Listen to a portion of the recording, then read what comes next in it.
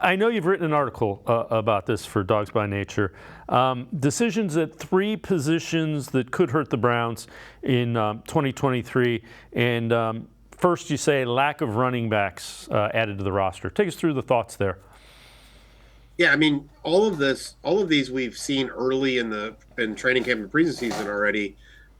Nick Chubb and Jerome Ford were expected to be the 1-2 punch to replace Nick Chubb, Kareem Hunt, Dearness Johnson, and Jerome Ford, right? So all of a sudden, Ford is moving up 2 spots to the second spot, and he gets injured. That means you are right now, if the Browns had to play a regular season game, they don't, thankfully. It is Nick Chubb, John Kelly, Demetric Felton, Hassan Hall, Wilkins, who they signed just recently.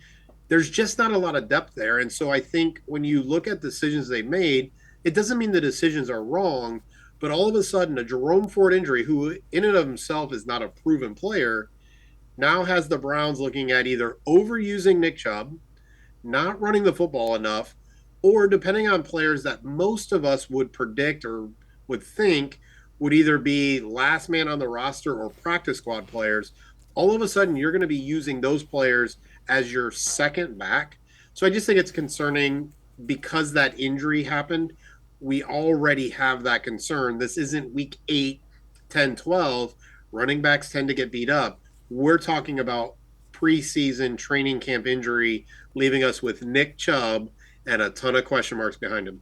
Yeah, and it being a hamstring, those soft tissue things can go away and come back. That's another element to that.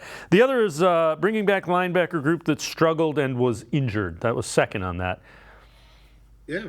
I mean, we just talked about Diabate, but the reality is the Browns don't really have anybody outside of JOK that they feel any certainty of. Anthony Walker, Sione Takitaki are returning from injuries. All signs are that they're doing well, but neither of them are playing in preseason. The rest is pretty much special teams. Matthew Adams, Kunazik, like those are special teams players that you hope do something. And so, again, we knew it was a problem last year. We hope the defensive line improvements are going to help Walker and Takitaki, but that's not certain, right? And so the fact that they signed, again, 1-year contracts, special teams players, really they have no plan, no future outside of JOK. And we're not getting to see Anthony Walker, Sione Takitaki play. And so maybe, again, early in the season, that's really what the article is focused on. Early in the season, 2 of your 3 starting linebackers, if you're going to have that Sam linebacker and Takitaki on the field, won't have a snap possibly in preseason and haven't played. Anthony Walker got hurt, I think it was week 3 last year against the Steelers. Wouldn't have played a game for almost a year for him. And then Takitaki, most wouldn't expect an ACL for him to be back so soon. It's just concerning when you start the season the way the Browns do with that schedule. The Ravens, the Bengals, the 49ers. I mean, they just have a bunch of teams, the Titans. They got a bunch of teams that linebacker play could be really important for.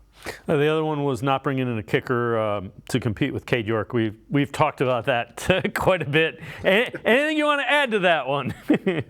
No, I mean, I guess the question would be is did they not bring in competition because they just had that much belief in York, or were they worried about stressing York out, right? If it's the second one, we got a lot of concerns there about them kind of babying him. If they just had that much confidence, we have the concerns then more about the front office and the coaching staff.